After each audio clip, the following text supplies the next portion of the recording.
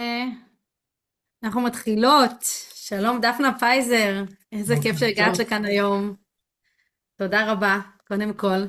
אז היי כולם וכולן, נמצאת איתנו כאן היום דפנה פייזר. אני אציג, אני מקווה שחלק מכירים, ומי שלא, אני מקווה שתכירו יותר, גם בעקבות השיחה הזו, וגם בעקבות קבוצת הוואטסאפ המעולה שלה, שאני ממש ממש ממליצה להצטרף. אנחנו קבוצת נשים הפייסבוק. לינק, קבוצת הפייסבוק, הפייסבוק. סליחה, כן, קבוצת אני לא... הפייסבוק, הורות ומודעות מגדרית, שווה לחפש, ואנחנו נשים לינק גם מתחת לסרטון וגם במודל. אז דפנה פייזר עם MA במגדר, התמקצעות בחינוך מודע מגדר, היא מחברת את הספר המעולה הזה, שימו לב, החיים הם לא ורוד וכחול, המדריך לחינוך והורות במודעות מגדרית. אני ממליצה בחום לקרוא. אם יש משהו שנשאר לי מקורסים שעשיתי במהלך התואר, זה הספרים, ולפעמים אני חוזרת אליהם, וזה אחד הדברים הכי טובים. אז אני מאוד מאוד ממליצה על זה ככה ללוות אותנו בקורס. אני אגיד שדפנה, כמו שאמרתי, דפנה מנהלת את קבוצת הפייסבוק הורות במודעות מגדרית, ששם יש המון שיח של המון הורים שנכנסים ומתייעצים, וגם אנשי ונשות חינוך, וגם אני שם הרבה שנים, ומשם אנחנו בעצם מכירות. דפנה היא אשת חינוך, רכזת מגדר בתיכון, מורה, מדריכת הורים וצוותי חינוך לכל לתחום הזה של הוגנות מגדרית, ואנחנו נתחיל, ועוד מעט תכירו אותה הרבה יותר טוב. אז דפנה, תודה יופי. שבאת. תודה גילה שהזמנת אותי. תמיד זה טוב לדבר ולהפיץ את הידע על מודעות מגדרית, על חינוך מודע מגדר. ובעיקר לפרחי הוראה, שכבר מה? שמעתי אותך, בעיקר לפרחי הוראה, שמעתי אותך כן, גם אומרת כן, כמה זה שלב חשוב. מאוד מאוד. כי באמת המודעות הזאת של מה שקורה בכיתה, הוא צריך לחלחל, ואז בשינויים מאוד מאוד קטנים אפשר לעשות תיקונים. וככל שאנחנו עובדות יותר בכיתה ויותר גם, מכירות ומכירים חינוך מודע מגדר או מכירים את ההטיות המגדריות בכיתה, אנחנו נדע כבר איך לתקן את זה.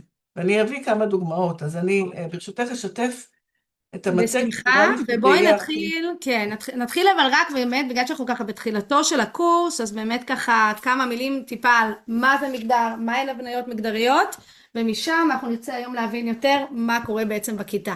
אוקיי, אז אני מקווה שרואים עכשיו כמו שצריך, את מה שצריך לראות, אני לא יודעת, זה פה כן, קצת... אני רואה, לא, אני רואה גם קצת את הלמעלה של כן, הלמעלה, אני לא יודעת למה, זה מה שזה עושה, אז תצטרכו לחיות עם זה, אין ברירה. אין בסדר. ברירה. טוב, המציאות שלנו היום, שזה מוזר, כי כאילו, אני אומרת, אנחנו חיים בחברה ליברלית, המהפכה הפמיניסטית היא כבר בת 100 שנה ויותר, אנחנו כאילו, הכל שוויוני, הכל סבבה, כשאני מדברת על שוויוני, אני לא מדברת על שווה, אני לא חושבת שבנים ובנות הם אותו דבר, אבל אני כן מאמינה שמגיע לבנים ולבנות הזדמנויות זהות, ואני גם מאמינה שכשאנחנו פוגשים ילד או ילדה בגן או בבית ספר, אנחנו לא באמת יודעים מה הנטיות הלב הטבעיות שלהם, ויש לנו נטייה לשים אותם בקופסאות, שאומרות, זה בשביל בנים, זה בשביל בנות. אני מספרת בספר שלי על הבת שלי שרצתה, ביקשה בכיתה ב' ללכת לשחק כדורגל, ואמרו לה, שהחברות שלה אמרו לה, כן, היא הלכה לקבוצת כדורגל, אבל החברות שלה אמרו לה, למה את הולכת לשם? כדורגל זה לא של בנות, תבוא איתנו לבלט. היא הלכה לבלט, היום, חזרה הבוקר איתי. דפנה, הבוקר הבת שלי שאלה אותי את זה, בת 7, האם כן, כדורגל זה לבנים? וזה לכאורה כשנבחרת המונדיאל של נשים בעולם מגיע לצפיות של מיליארד צופים, וכדורגל נשים או בכלל הספורט הנשי הוא כבר נראה לנו הכי מובן מאליו, ועדיין כשאנחנו ניכנס לכל בית ספר ממוצע, אנחנו נגלה שבהפסקה רק הבנים על המגרש. הבנות לא מקבלות כמעט זמן מגרש, ואם יש שיעור חינוך גופני גם לבנים וגם לבנות במקביל, אז בדרך כלל הבנות יקבלו את הפינה בצד, והבנים יקבלו את המרחב הראשי.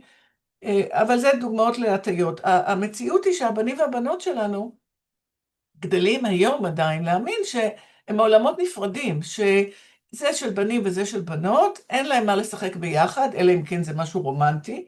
אני יכולה להגיד עוד אנקדוטה, שהבת שלי כדי לשחק עם בנים, היא הייתה צריכה להציע חברות לאיזה ילד, כדי שיהיה הצדקה לזה שהם נפגשים אחרי הצהריים, זה היה בכיתה ג' ד', לא היה שום דבר מיני או רומנטי בקשר שלהם, אבל הם פשוט ככה יכלו לארגן חבורה של בנים ובנות, ושאף אחד בכיתה לא יגיד, אוי אוי אוי, על מה הם נפגשים, זה פשוט לא יאומן. הדברים שהילדים מאמינים בהם. יש המון הפרדה והדרה, ועוד לפני שדיברנו על ההשפעה הדתית שקורית היום במדינה, אלא באמת בסתם חוגים, בצבעים, במתנות סוף שנה, הקלמרים, הכובעים, מה מצויר פה, מה מצויר פה, החוגים. אנחנו נגלה שבחוגי הרובוטיקה יש כמעט רק בנים, אנחנו נגלה שבחוגי הציור והתיאטרון יש כמעט רק בנות. אה, כל מיני דוגמאות כאלה של הפרדה שיוצרת אמונה של בנים ובנות שהם לא אותו דבר, ואז באמת שמגיע הדיון על האם חיילות, האם נשים יכולות להיות חיילות קרביות או כאלה בצבא, אז המון בנים חילונים יגידו, נכון, זה לא מתאים לבנות להיות שם, למרות שבאה המלחמה הנוכחית, האחרונה, או אני לא יודעת איך להגדיר את המצב שלנו היום, 20% מהכוח הלוחם הוא נשים. אבל אז עדיין, הוכיחו את כוחן יפה מאוד, אני חושבת, כן, במלחמה עדיין, וב-7 באוקטובר. נכון, אז עדיין אנחנו חיות ב, אה, אה, באמונה הזאת, והמציאות היא שאנחנו, כשאנחנו מדברים על הטיות מגדריות, בכיתה, בבית, בקהילה, בשכונה, אנחנו מדברות על שני מושגים שצריך להבין אותם. הראשון זה הסללה, והשני זה הדרה. אני אתן לכם דוגמאות היום של הסללה והדרה, ואני אתן לכם גם מודל שיאפשר לכם לזהות את הדברים האלה. אבל הסללה זה אומר, כמו שאמרתי, הבנות לריקוד והבנים לכדורגל, אה, הבנות טובות בשפה והבנים במתמטיקה. הספר שלי מלא בדוגמאות כאלה. אני רק אגיד שהספר הוא לא אקדמי, הוא מאוד מאוד קל לקריאה, הוא ספר של 3 שעות עם המון המון כלים פרקטיים, אבל באמת הדוגמאות של איך אנחנו עושות הסללה, בלי שהתכוונו בכלל, רק מכל מיני מילים. אני תמיד נותנת את הדוגמה שוב, שהבת שלי חוותה, שכשהמורה אומרת, אני צריכה שהבנים עכשיו ייגשו לאולם ויעזרו למשה לסדר את הספסלים, והבנות ייגשו למזכירות ותעזרו למיכל לסדר את הפלקטים, היא עושה מגדר. כי היא לא אומרת, אני צריכה תלמידים שילכו לפה ותלמידים שילכו לפה, וכל אחד שילך לאן שנוח לו. הבת שלי למשל ביקשה ללכת לספסלים, כי היא לא רצתה להיות במרחב עם הבנות, והמורה אמרה לה, את לא יכולה, את צריכה ללכת עם הבנות. למה? היא לא יכולה להזיז ספסלים בכיתה ד', היא יכולה. היא עושה חינוך מגדרי, לא סתם היא עושה מגדר, היא ממש היא עושה עושה חינוך הטיה מגדרי מגדרית, בלי להיות בדיוק, מבלי לדעת שהיא עושה את הדבר הזה בלי לשים לב. בדיוק. והדרה תגיע כתוצאה מהדבר הזה, כשאנחנו נגלה שאין נוכחות זהה של בנים ובנות, למשל ברובוטיקה, למשל בחוג הריקוד, למשל בכל מיני תחומים ומרחבים, עד הממשלה וכן הלאה, כשאנחנו נשאל את עצמנו למה בעצם אין הסבר מדעי לעובדה שאין פחות או יותר שוויון. אנחנו לא בחדר לידה כרגע, אנחנו במרחבים אקטיביסטים פעילים של הקהילה ושל המדע ושל האקדמיה ושל הטכנולוגיה, ועדיין אנחנו רואים הפרדה בין בנים ובנות, בין נשים לגברים. יש פחות נשים בתחומים מסוימים ופחות גברים בתחומים מסוימים, וזאת ההדרה המובנית מתוך ההטיות המגדריות. וזה לא שאני מזלזלת בזה שאין הרבה נשים בתפקידים ההייטק הבכירים, כי זה דורש המון נסיעות, וקשה לנהל אימהות עם תפקידים בכירים. אני לא מזלזלת בזה, אבל אנחנו גם נגלה שאם יש נשים בכירות במעמד הזה, הם בדרך כלל ירוויחו פחות. אז גם זה אלמנט שאנחנו צריכים לקחת בחשבון. אבל אני רוצה לקחת אתכם לתוך הכיתה, ובכיתה יש לנו אמונות כאלה שמחקרים מראים שמורות ומורים חווים אותם ונמצאים איתם, למשל שבנות יותר טובות בשפה ובנים יותר טובים במתמטיקה. אני יכולה לתת לכם סיפור, לדוגמה, אתם יודעים מה, אני לא אבזבז על זה את הזמן, אבל יש לי סיפורים על כל סעיף, כן? בנים צריכים להוציא אנרגיה, הם זזים כל הזמן, זה נכון אגב, זה נכון, בנים צריכים לזוז יותר, לבנים זה יותר קשה, אז יכול שצריך לנהל את השיעור בדבר כזה, אבל אז מדברים על זה שבנות מרגיעות את הכיתה, ולכן אנחנו נראה לילד שזז הרבה, אנחנו נראה ילדה שקטה שנענשה בזה שהתפקיד שלה זה להרגיע אותו. אנחנו נגלה הקפדת יתר עם בנות. מה זה הקפדת יתר עם בנות? זה שאם בנים מפריעים, הרבה פעמים המורים יעלימו עין, אבל אם בת תפריע, אז יגידו לה, גילה, אני ביקשתי לשבת יפה, אני אמרתי כבר, ואת כל הזמן זזה, אוקיי? זה אבל יותר מזה, בנים, זה אפילו ברמה של להגיד, ואני שמעתי את זה הרבה ממרואיינות ומתלמידות, שאומרים להם, מה זה, אתן בנות, מכן אני נכון, מצפה, בצורה שהיא מאוד מובהקת, אוקיי? נכון, אתן בנות, מכן אני מצפה, אתן לא יכולות להתנהג ככה. נכון, אני ולכן הן מצפה מכן מתבקשות ליותר. לעזור, מתבקשות לשבת בשקט. כן, כשעשיתי את ההסבה להוראה, אז היה לנו שיעור על תצפיות. המרצה נתנה לנו תצפיות משיעור, אני מורה לתנ"ך, והמרצה נתנה לנו תצפית משיעור תנ"ך שקרה בכיתה, לא יודעת מה, ה' באיזשהו בית ספר. והיא מקריאה את התצפית ואני מורטת את שערותיי, מכיוון היא מתארת שם, היא באה ושאלה אותנו מה קרה שם בהתנהלות של התנ"ך, ואני אמרתי לה, תקשיבי, אני לא יכולה לשמוע את ההתנהלות של התנ"ך, מכיוון שהמורה לא שמה לב שמי שמדבר בכיתה זה בדיוק אותם שניים, שלושה בנים שמשתלטים על כל השיח, כולל ההפרעות. יש בנות שיושבות בצד ומציירות, והמורה מעירה להן למה אתן מציירות ולא מקשיבות לכיתה. אוקיי? ואני פשוט בשלב הזה איבדתי את שלוותי, ואמרתי שאני פשוט לא מוכנה לשמוע את התצפית הזאת. בנות מציירות הרבה בכיתה, אצלי בשיעורים הן יודעות שהן יכולות לצייר חופשי, זה דרך להתרכז. גם בנים עושים את זה, אין שום סיבה להעיר להן. הרבה פעמים יגידו שבנות הן מפטפטות כל הזמן, אבל אז כשאנחנו נפנה אליהן ונגיד, למה אתן מדברות כל הזמן? אני לא יכולה עם הרעש הזה. אז הם יגידו, אבל אנחנו מדברות על הנושא. נכון. למה הן אומרות את זה? כי הן לא משתתפות בדיון. למה הן לא משתתפות בדיון? זה כבר שאלה שהיא מאוד מאוד רחבה, והשאלה הגדולה, אנחנו נגלה שבנות, ככל שעולים בגיל בכיתה, בכיתה א' הן מדברות יותר, בכיתה ד' הן ידברו פחות, בכיתה י"א כבר אין להם כוח בכלל להתנהל עם ההשתלשות של הבנים בכיתה על הדיון, אז הן משתתקות, והתפקיד שלנו כמורות ומורים יהיה לוודא שיש להן מרחב להתבטא. דפנה, הן חוששות לצאת טיפשות, אנחנו נדבר על זה עוד הרבה, אבל יש עוד, הן יש חוששות לזה המון המון לטעות, סיבות. יש לזה עוד כן, סיבות, חוץ מאשר החשש לצאת טיפשות. זה מאוד חזק. יש לנו מה שנקרא מייקרו-אגרשן, כל מיני הערות של איזה סתומה, כל מיני הערות כאלה שעולות. כן. גם אה, חוששות לצאת חכמות מדי, אגב. הרבה גם פעמים. חוששות לצאת חכמות, יש לזה כל מיני סיבות. כן, כן. התפקיד שלנו כמורות ומורים זה להיות מודעות לזה, ולייצר מרחב שבו הן מתבטאות.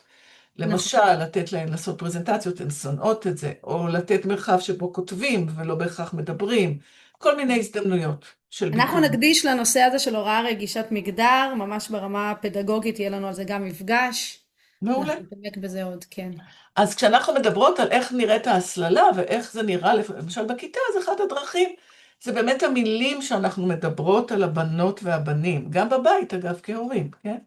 אנחנו נגיד על הבן שהוא מופרע, והוא קולני, אבל הוא חבר, והוא מנהיג, והוא אמיץ, וכן הלאה, ואנחנו נגיד על הבנות שהיא מתוקה וחלשה ומפטפטת ומכשפה וכל מיני דברים כאלה, והמסרים האלה יופיעו לנו מגיל אפס בכל מיני מקומות, כמו למשל הבגדים, כן? תראו, אני תמיד אומרת, תסתכלו על הנמר החמוד המתוק. המתוקי שנמצא על בגדי הבנות. לעומת הנמר הקשוח, החזק, שנמצא על בגדי הבנים. אתה לא רואה הרבה נמרים על בגדי הבנות, לרוב זה בכלל חדי קרן מתוקים נכון, נכון, וכאלה, נכון, אבל גם אפילו כשמראים החמוד הזה דווקא, לא מגיע הרבה, כן. נכון, אבל דווקא כשמראים באמת, הנה, דוגמה, נמר מול נמר, אז אנחנו רואים את ההבדלים, וכשאני אדבר עם ילד בן 4 לעומת ילדה בת 4, אני כבן אדם חיצוני, לא היא הילדה עצמה או הילד, אני אדבר אליהם אחרת לפי מה שכתוב להם על החולצה. אז אם כתוב להם שהוא גבר קשוח, אני אגיד לו, איזה תותחת אתה וכדומה, ואם היא תבוא כזה מתוקה עם הוורדרדות הזאת, אז אני אדבר איתה במתיקות כזאת, ואני אעביר לה מסר אחר. אז זה, כל הדברים האלה, זה דוגמאות לאיך נוצרת ההבניה המגדרית, אני לא רוצה להיכנס לזה יותר מדי לעומק, כי יש המון המון דוגמאות בצעצועים, בבגדים, בחוגים, באמירות בבית, במטלות בבית, בצבעים כמובן, המסרים האלה נמצאים בכל מקום כל הזמן.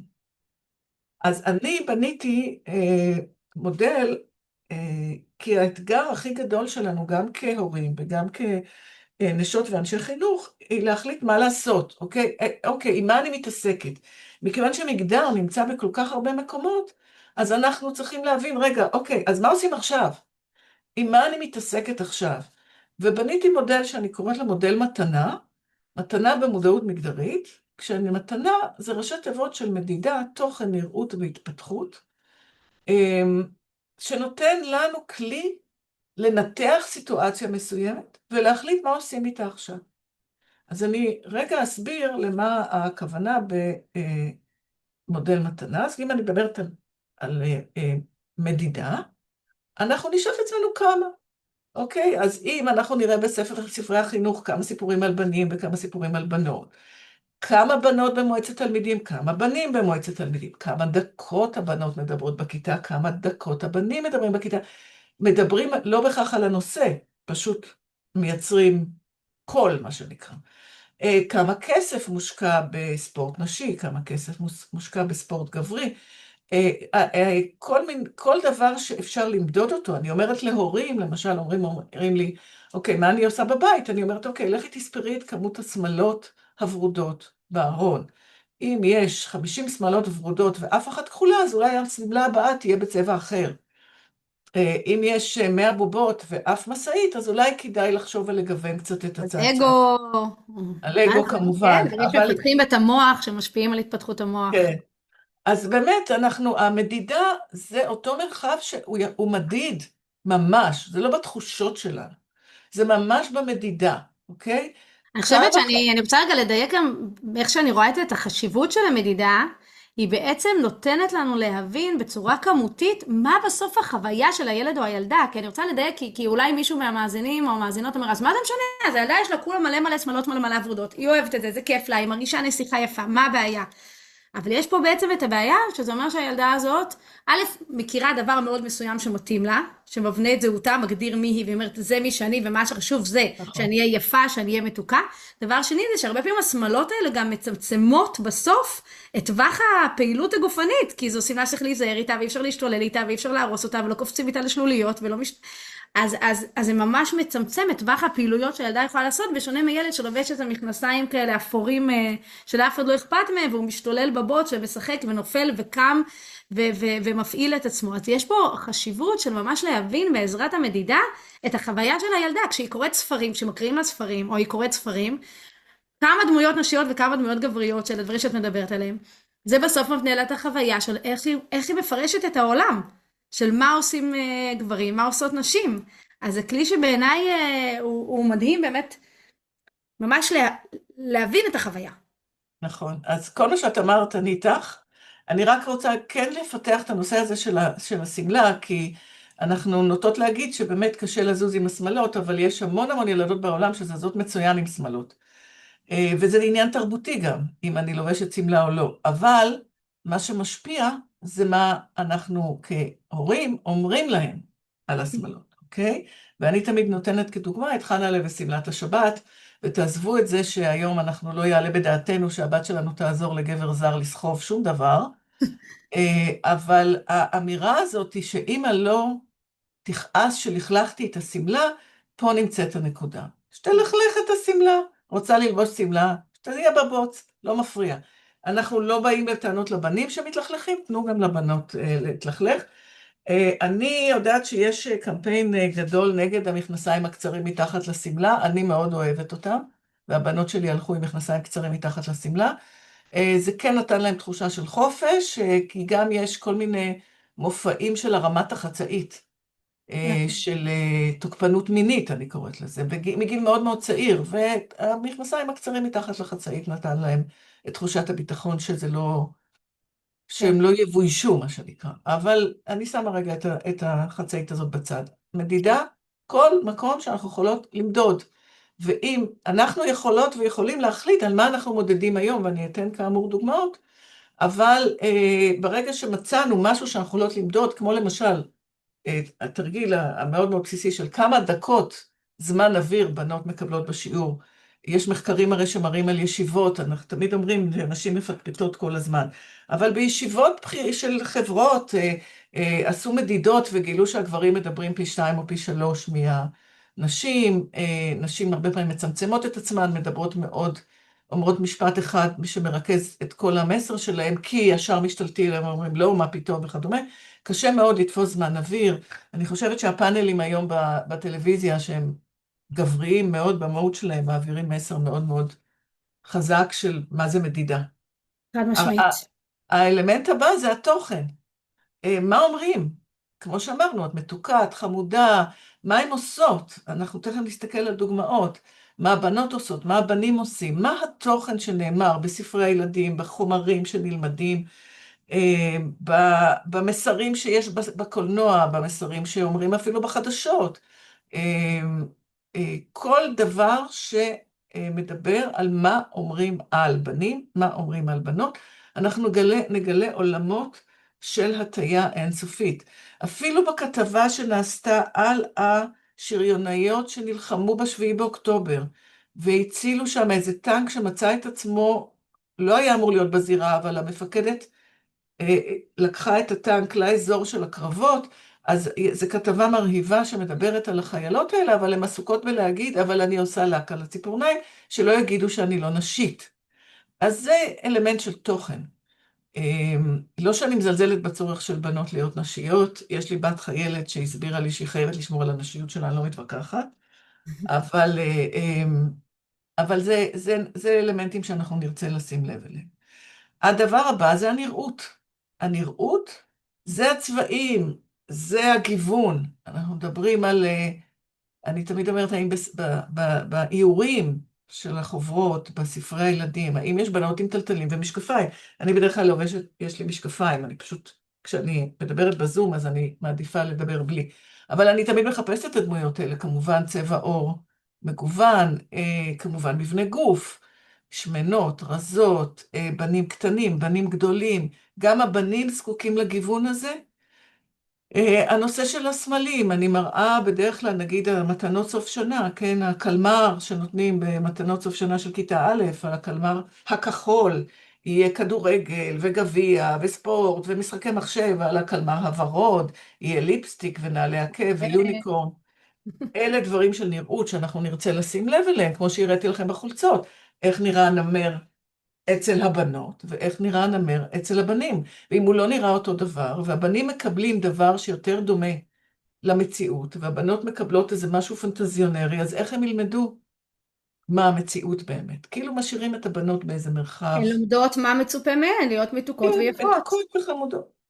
והדבר האחרון זה ההתפתחות, זה באמת, אוקיי, הבנו עכשיו בכיתה או בבית מה קורה, ומיפינו את ההטיות המגדריות, אז איך אנחנו עכשיו הולכות והולכים לשנות את זה? והתשובה היא לא חד משמעית. אין דרך אחת לנטרל את ההטיות המגדריות. אפשר להשאיר בנות עם השמלות הוורודות שלהם, עם החוג בישול או כל הדברים האלה, ועדיין לייצר בהם את ההבנה שהן יכולות להיות מה שהן רוצות, ולא רק אימהות, גננות, או מה שלמשל בחינוך החרדי מאוד מוסלל, כן? אבל לא רק. איך אנחנו מייצרות, וגם לבנים, אני חושבת שאנחנו לא מדברות מספיק על ההשפעה של הטיות מגדריות על הבנים, על הצורך שלהם להיות גבר-גבר, יש המחיר שההטיות המגדריות גובות מבנים מתגלה יותר ויותר בשנים האחרונות, דיכאון, תחושה של סטרס, אלימות, כל הדברים האלה נוכחים כשהבנים רואים רק מודל אחד שהם יכולים להיות בו גבר, ואם הוא לא מתאים, אם הם לא מרגישים גבר-גבר, אנחנו רואים באמת דיכאון, אנחנו רואים התאבדויות, אנחנו רואים תופעות מאוד מאוד קשות. אז גם על זה צריך לדבר, וההתפתחות זה המקום נגיד שלנו. רק לגבי זה, ממש אני חייבת להגיד על הסיפור הזה, שיש ממש מחקרים מרתקים על כל הנושא של התמודדות עם אבל ואובדן, שבעצם הרבה פעמים נשים מתמודדות הרבה יותר טוב, כי יש להן את הלגיטימציה לאבד את האבל, לשתף, לבכות, לדבר, להיות בחוויה הזאת, ואצל גברים או בנים, כשאין את הלגיטימציה הזו בכלל לחוות, להרגיש, לשתף, לדבר, נכון. אנחנו רואים התמודדות הרבה פחות טובה, שבסוף אבל הופך באמת כמו שאמרת לאלימות, לתוקפנות, לאגרסיות, וזה משהו שהם סובלים, החברה סובלת, המשפחה סובלת, נכון. וכולנו סובלים מהסיפור הזה ביחד. הבנים לא רק שהם לא מחונכים לבקש עזרה ולהציף כאב, הם גם מאוד מחונכים להיות תכלס, אוקיי? מה צריך לעשות עכשיו? וכשמסתכלים על הסטטיסטיקות של התאבדויות בגיל 16 עד 24, ומגלים שבנים מתאבדים, נדמה לי פי 2.5 מבנות, אבל בנות מנסות להתאבד פי 2.5 מבנים. זאת אומרת, בנות יעשו ניסיון התאבדות שהוא כזה ויזואלי של, אמא, חתכתי את הוורידים, בואי להציל אותי, כדי שיהיה קריאה לעזרה. בנים פשוט בתכלס, אוקיי, אני עכשיו בשמירה, יש לי רובה לידי, מה יותר פשוט מזה? בואו נתקתק את זה, נגמור את הסיפור. וזה טרגדיה, טרגדיה מאוד מאוד קשה. אבל שוב, אני חוזרת לנושא של התפתחות, זה כבר בידיים שלנו, ואני אדבר על זה קצת. גילה, כמה זמן יש לי? יש לנו עוד 7 דקות. אוי ואבוי. אז אני רצה מהר עכשיו על דוגמאות, למשל על חוברות הלימוד, ואני אראה לכם קצת דוגמאות של הדרה והסללה. אז הנה טקסט של כיתה א', אני רוצה רק להגיד לכם, אוקיי, חוברות הלימוד, הרבה מהן עברו מהלך של בדיקה מגדרית, מי יותר מי פחות, אבל יש בקרב המורות, כל מי שעובדת בשטח יודעת שיש המון המון דפי עבודה שרצים כבר 40 שנה בלי שום בקרה. אז לכן היכולת שלנו לראות היא היכולת שלנו לסנן אחר כך איזה דפי עבודה מתאימים לי ואיזה דפי עבודה לא. למשל, אמא במיטה, אמא חלתה, הבית לא נקי. כי רק אמא יודעת, אוקיי? אז עשיתי לאמא הפתעה, ניקיתי את הבית, קיבלתי את הבגדים, וקיפלתי את הבגדים, ואם תהינו מי זה אותו ילד או ילדה שעזרו לאמא לנקות, אז כתוב לנו למטה, את ילדה מקסימה. אם זה היה ילד, אולי זה היה פותח פה איזו אפשרות למשהו אחר, אבל זה לא ילד. זה קלאסי, זה טקסט ישן, שלא, אני מקווה אבא, שלא... חלילה. אבל אם אני מסתכלת סתם, אוקיי, בסוד האותיות, חוברת שקיימת, כל יום אחרי האמבטיה אני אוהבת ללבוש את חלוק הרחצה של אימא שלי. לגיטימי. יש גם גברים עם חלוק רחצה. משה רבנו הוריד את הלוחות. אבא שלי הוא בעל מוסך. אימא שלי אהבתה עוגה. הכל מוסלל למסלולים מאוד מאוד ברורים מה התפקיד של אימא. שימו לב לסעיף 4. אימא שלי אהבתה עוגה, אבל היא שכחה אותה בתנור, והעוגה נחרכה, אז אבא צחק והלך לקנות עוגה בקונדיטוריה. אני הייתי זורקת את האבא הזה מהבית באופן אישי, מהעלבון, כי ברור שאמא דווקא את העוגה, אז אבא צריך להציל את המצב ולשלם כסף ולקנות משהו בחוץ, כי הוא מחזיק את הכסף וכן הלאה. יש פה המון המון מסרים שמתחבאים לנו מתחת בלי שאנחנו שמנו לב אליהם. טקסט ממש עדכני יחסית, כן? באתר מט"ח לכיתה ח', שיש הסבר מה זה שם תואר שמתאים לשם עצם, שהוא מתאר במין זכר או במין נקבה. למשל, תלמיד מוכשר, רקדנית מצליחה, בלונים כחולים, תוצאות הרסניות. שימו לב למה משייכים נקבה, הרסניות או רקדנית מצליחה, למה משייכים זכר, תלמיד מוכשר, כן? וכחול. שוב, זה כאילו בקטנה, זה שום דבר. זה באמת שום דבר. זה באמת בפני עצמו שום דבר, אבל זה לא בפני עצמו. זה עומד בתור מרחב שמעביר עוד ועוד דוגמאות דומות, שמעבירות מסרים מאוד מאוד דומים, ואז אנחנו אומרים, בטח, כל ההוריקנים על שם נקבות, או על שם נשים, זה תמיד ההוריקנים הכי הרסניים. כשזה הוריקן על שם גבר, אז הוא הוריקן חלש, כי הנשים מביאות הרס, כן, וחורבן. זה מסוג האמירות שיגידו אחר כך בחדשות, שידברו על ההוריקנים בפלורידה, או אני לא יודעת.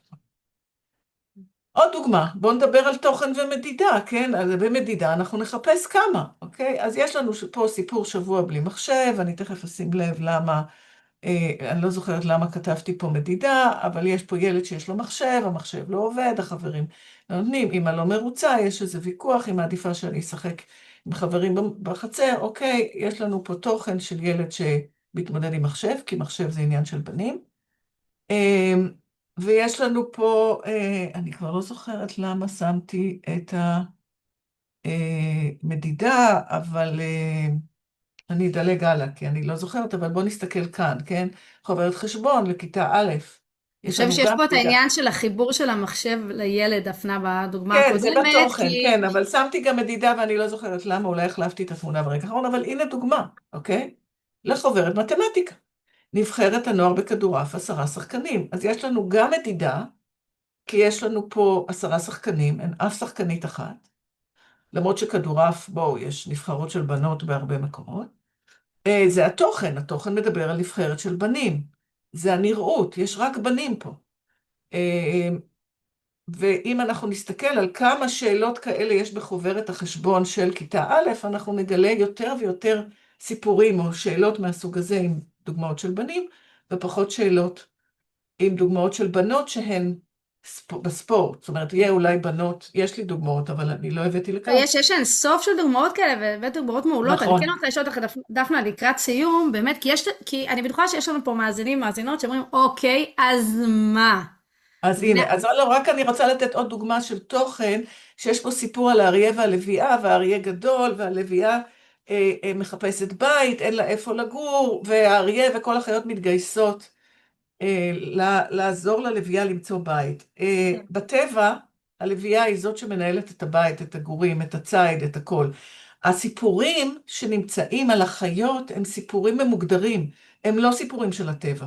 וגם את זה אנחנו צריכות לשים לב אליהם. שמה אנחנו נותנים ומה אנחנו מקריאים. אני אלך הלאה, אוקיי, תשימו לב, כן, הסיפורים, הנה רק דוגמה למתמטיקה, יעל ומיכל מכרו כריכים ועשו 700 שקל, עידו ורונן עבדו בקיץ ועשו 3,500 שקל. בקטנה, הבנות מרוויחות בקטן, הבנים מרוויחים כבר לזה, בגדול. כבר תתכוננו לזה, כן. כשתגיעו לספרי הלימוד שלכם ולחומרי הלימוד, אני מזמינה אתכם לספור כמה סיפורים יש על נשים, כמה סיפורים יש על גברים, מה מספרים. הרבה פעמים בחוברות של השפה יש לנו נשים שאין להן שמות, יש לנו נשים צדיקות לעומת נשים רעות, מול גיבורים שכובשים את העולם ויש להם שם וכן, כל מיני כאלה. כן, הנה דוגמה, צועדים בין המילים. רק 6 סיפורים על נשים, רק ל3 מתוכן יש שם, אין אף מדענית חוקרת, מנהיגה, וכל הנשים הן או טיפשות או רעות, אני קוראת לזה צדיק נקלע בשבת ביער, ואז יש פה מלא סיפורים על אישה צדקת ואישה טיפשה וכדומה. מה אנחנו יכולים לעשות? לשים לב, הנה למשל טקסט, אנשים שכותבים ספרים, סופר או סופרת, לדבר את זה בכיתה, ואם אין את זה בטקסט, להגיד להם, תשימו לב, מה, אתם לא מכירים גם סופרות?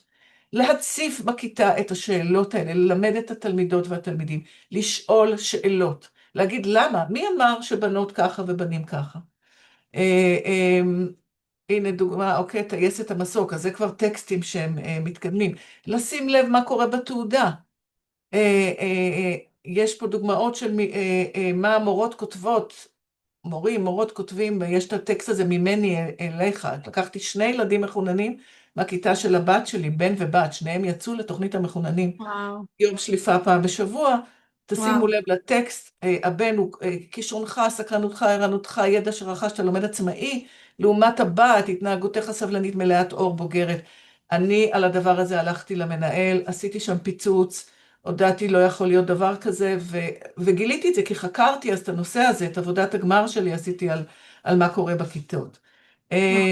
אני חושבת, טוב, אין לי פה זמן להראות לכם עוד, אבל אני אומרת, לשים לב מה אנחנו מלמדים, מה אנחנו מקריאים. אני מורה לתנ"ך. כל שיעור לתנ"ך שלי, לא משנה מה הפרק, אם יש בו נשים או אין בו נשים, הוא שיעור מגדר. כי אנחנו מדברים במגדר על יחסי כוח, גברים חזקים מול גברים חלשים.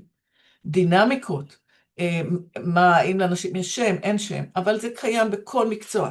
במדעים, בוודאי, בשיעורי חינוך, לתת להם, אתם יודעים, אנחנו לא מדברים היום המון על החשיבות ללמד את התלמידות והתלמידים לשאול שאלות, אפילו מול ערוצי החדשות, הרי אין, כל החדשות שלנו מלאות סימני קריאה, ואין סימני שאלה בכלל.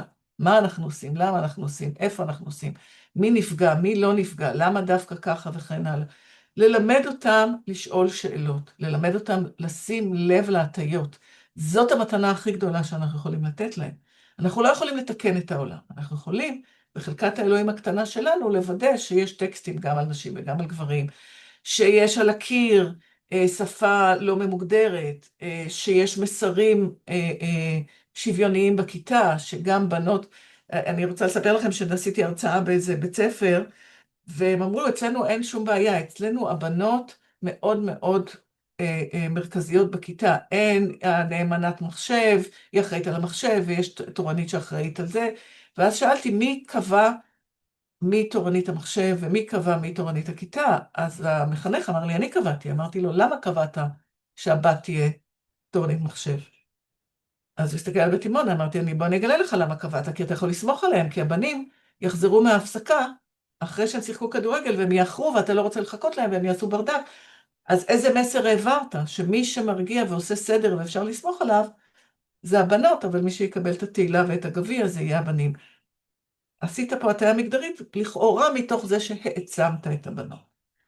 אז ניסיתי באמת פה להביא לכם הרבה דוגמאות. עכשיו אני אזמין אתכם, כשתגיעו לכיתה, להתחיל לחפש, כי הדבר הראשון שאני תמיד מציעה למורות ומורים, תמפו את המקום שאתם עובדים בו. תשימו לב על מה מדברים, מה התפקידים, אפילו של המורות והמורים. מה אתם קורה בכיתה שלכם. כמו ששאלתי את המורה להיסטוריה, שמלמדת על המהפכה התעשייתית, שגברים יצאו למפעל, ואז שאלתי אותה, אוקיי, ושאלת מה עם הבנים? מה עם הבנות? איפה הבנות בסיפור הזה? או איפה הנשים בסיפור הזה? לא, אוקיי, אז אולי שווה כן, לשאול, מה קרה לנשים במהפכה התעשייתית, או בתקופה של האבירים כן. והווסלים, כן, התקופה שלפני. בכלל, כל נשים הדברים מאוד נהדרות מההיסטוריה, הן לא נהדרות, כתבו אותה ולא נכתבו בה יותר מדי. ואפילו אפילו לספר שחיתנו אותם בגיל 12 ושלחו אותם מהבית ולא נתנו להם ללמוד, זה גם מסר חלק שאנחנו יכולות לספר אותו. חד משמעית. טוב, אני חושבת שאנחנו קודם כל, אני מזמינה את הכיתה להתחיל להסתכל באמת קודם כל גם על עצמנו. מאיפה התפיסות שלנו, המחשבות שלנו, הרגלים שלנו, בצורה שהיא טיפה ביקורתית, להטיל ספק, לשים סימני שאלה, ולהתחיל להבין, אוקיי? כי הרבה דברים נראים לנו מובנים מאליהם, כי ברור שזה ככה וככה גדלתי וככה לימדו אותי, ואנחנו פה באקדמיה כדי לשים סימני שאלה ולשאול ולבדוק, וקודם כל להיות ברפלקציה עם עצמנו לפני הכל. בשביל זה יש את הרפלקציות השבועיות. אז נשמח להתייחסות לדברים האלו גם ברפלקציה. אנחנו נמשיך לדבר על זה בכיתה. נפנה, תודה רבה רבה רבה רבה. תודה רבה שהזמנת אותי. תודה רבה שהגעת. נהניתי מאוד. תודה.